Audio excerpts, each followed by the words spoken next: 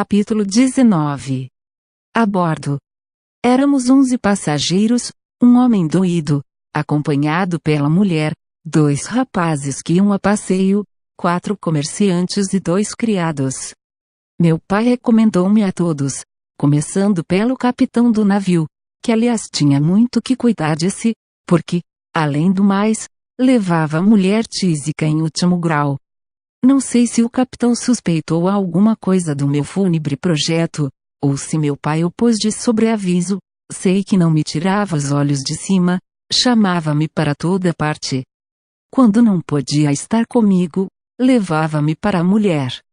A mulher ia quase sempre numa camilha rasa, a tossir muito, e a afiançar que me havia de mostrar os arredores de Lisboa. Não estava magra, estava transparente. Era impossível que não morresse de uma hora para a outra. O capitão fingia não crer na morte próxima, talvez por enganar-se a si mesmo. Eu não sabia nem pensava nada. Que me importava a mim o destino de uma mulher tísica, no meio do oceano? O mundo para mim era Marcela. Uma noite, logo no fim de uma semana, achei ensejo propício para morrer. Subi cauteloso, mas encontrei o capitão, que junto à morada, tinha os olhos fitos no horizonte. Algum temporal? Disse eu. Não, respondeu ele estremecendo, não, admiro o esplendor da noite. Veja, está celestial. O estilo desmentia da pessoa, assaz rude e aparentemente alheia a locuções rebuscadas. Fitei-o, ele pareceu saborear o meu espanto. No fim de alguns segundos, pegou-me na mão e apontou para a lua, perguntando-me por que não fazia uma ode à noite. Respondi-lhe que não era poeta. O capitão rosnou alguma coisa, deu 2 passos, meteu a mão no bolso, sacou um pedaço de papel, muito amarrotado, depois à luz de uma lanterna, leu uma ode horaciana sobre a liberdade da vida marítima. Eram versos dele. Que tal? Não me lembro o que lhe disse. Lembra-me que ele me apertou a mão com muita força e muitos agradecimentos. Logo depois recitou-me 2 sonetos, ia recitar-me outro, quando o vieram chamar da parte da mulher. Lá vou, disse ele, e recitou-me o 3º soneto, com pausa, com amor. Fiquei só, mas a musa do capitão varrera-me do espírito os pensamentos maus. Preferi dormir, que modo interino de morrer. No dia seguinte, acordamos debaixo de um temporal, que meteu medo a toda a gente, menos ao doido. Esse entrou a dar pulos, a dizer que a filha o mandava buscar, numa berlinda, a morte de uma filha fora causa da loucura. Não, nunca me há de esquecer a figura de onda do pobre homem, no meio do tumulto das gentes e dos uivos do furacão, a cantarolar e a bailar, com os olhos a saltarem-lhe da cara, pálido, a comer solta e descomposta. Às vezes parava, erguia ao ar as mãos ossudas, fazia uma cruzes com os dedos, depois um xadrez, depois umas argolas, e ria muito, desesperadamente. A mulher não podia já cuidar dele, entregue ao terror da morte, rezava por si mesma todos os santos do céu. Enfim, a tempestade amainou. Confesso que foi uma diversão excelente a tempestade do meu coração. Eu, que meditava ir ter com a morte, não ousei fitá-la quando ela veio ter comigo. Amainou o temporal, o capitão veio perguntar-me se tivera medo, se estivera em risco, se não achara sublime o espetáculo, tudo isso com um interesse de amigo. Naturalmente a conversa versou sobre a vida do mar. O capitão perguntou-me se não gostava de idílios piscatórios. Eu respondi-lhe ingenuamente que não sabia o que era. Vai ver, respondeu ele. E recitou-me um poemazinho, depois outro, uma égloga, e enfim 5 sonetos, com os quais rematou nesse dia a confidência literária.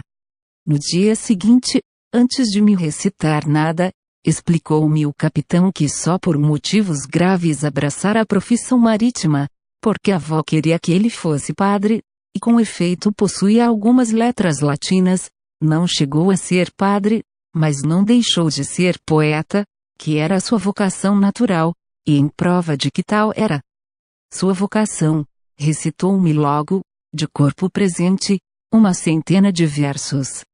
Notei um fenômeno: os ademanes que ele usava eram tais, que uma vez me fizeram rir, mas o capitão, quando recitava, de tal sorte olhava para dentro de si mesmo, que não viu nem ouviu nada. Os dias passavam, e as águas, e os versos, e com eles ia também passando a vida da mulher. Estava por pouco. Um dia, logo depois do almoço, disse-me o capitão que a enferma talvez não chegasse ao fim da semana. Já! Exclamei. Passou muito mal a noite. Fui vê-la, achei-a, na verdade, quase moribunda, mas falando ainda de descansar em Lisboa alguns dias, antes de ir comigo a Coimbra, porque era seu propósito levar-me à universidade.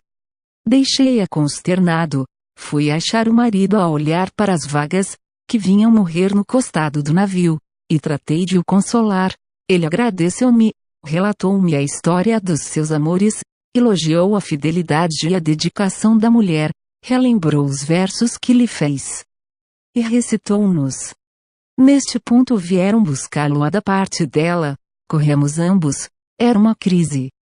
Esse e o dia seguinte foram cruéis, o terceiro foi o da morte. Eu fugi ao espetáculo, tinha-lhe repugnância. Meia hora depois encontrei o capitão, sentado num molho de cabos, com a cabeça nas mãos, disse-lhe alguma coisa de conforto.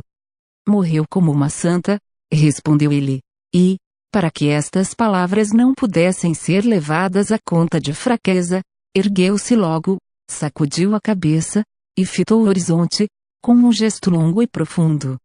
Vamos, continuou, entreguemo-la à cova que nunca mais se abre. Efetivamente, poucas horas depois, era o cadáver lançado ao mar, com as cerimônias do costume. A tristeza murchara todos os rostos, o do viúvo trazia a expressão de um cabeço rijamente lascado pelo raio. Grande silêncio. A vaga abriu o ventre, acolheu o despojo, fechou-se, uma leve ruga, e a galera foi andando. Eu deixei-me estar há alguns minutos, à popa, com os olhos naquele ponto incerto do mar em que ficava um de nós. Fui dali ter com o capitão, para distraí-lo. Obrigado, disse-me ele compreendendo a intenção. Creia que nunca me esquecerei dos seus bons serviços. Deus é que lhos há de pagar. Pobre Leocádia! Tu te lembrarás de nós no céu. Ensugou com a manga uma lágrima importuna. Eu busquei um derivativo na poesia, que era a paixão dele. Falei-lhe dos versos, que me lera, e ofereci-me para imprimi-los. Os olhos do capitão animaram-se um pouco. Talvez aceite, disse ele, mas não sei. São bem frouxos versos. Jurei-lhe que não. Pedi que os reunisse e me desse antes do desembarque.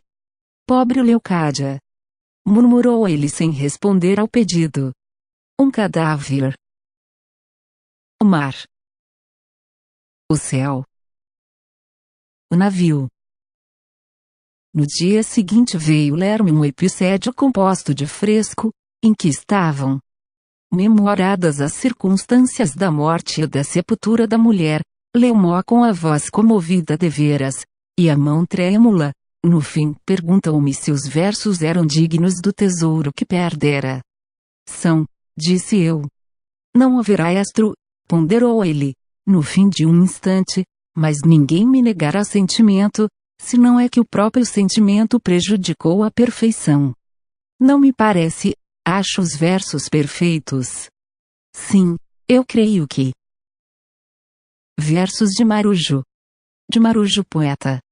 Ele levantou os ombros, olhou para o papel, e tornou a recitar a composição, mas já então sem tremuras, acentuando as intenções literárias, dando relevo às imagens e melodia aos versos. No fim, confessou-me que era a sua obra mais acabada. Eu disse-lhe que sim, Ele apertou-me muito a mão e predisse-me um grande futuro. Capítulo 20. Bacharel-me. Um grande futuro. Enquanto esta palavra me batia no ouvido, devolvia eu os olhos, ao longe, no horizonte misterioso e vago. Uma ideia expelia outra, a ambição desmontava Marcela. Um grande futuro? Talvez naturalista, literato, arqueólogo, banqueiro, político ou até bispo que fosse, uma vez que fosse um cargo, uma preeminência, uma grande reputação, uma posição superior. A ambição, dado que fosse águia, quebrou nessa ocasião o ovo, e desvendou a pupila fulva e penetrante. Adeus, amores. Adeus, Marcela, dias de delírio, joias sem preço, vida sem regime, adeus. Cá me vou as de fadigas e a glória, deixo-vos com as calcinhas da primeira idade. E foi assim que desembarquei em Lisboa e segui para Coimbra. A universidade esperava-me com as suas matérias árduas, e não sei se profundas, estudei-as muito mediocremente, e nem por isso perdi o grau de bacharel. Deram-mo com a solenidade do estilo, após os anos da lei, uma bela festa que me enchia de orgulho e de saudades, principalmente de saudades. Tinha eu conquistado em Coimbra uma grande nomeada de folião, era um acadêmico estroina, superficial, tumultuário e petulante, dado às aventuras, fazendo romantismo prático e liberalismo teórico, vivendo na pura fé dos olhos pretos e das constituições escritas. No dia em que a universidade me atestou, em pergaminho, uma ciência a que eu estava longe de trazer arraigada no cérebro, confesso que me achei de algum modo logrado, ainda que orgulhoso. Explico-me, o diploma era uma carta de alforria, se me dava a liberdade, dava-me a responsabilidade. Guardei-o, deixei as margens do Mondego, e vim por ali fora assaz desconsolado, mas sentindo já uns ímpetos, uma curiosidade, um desejo de acotovelar os outros, de influir, de gozar, de viver, de prolongar a universidade pela vida adiante.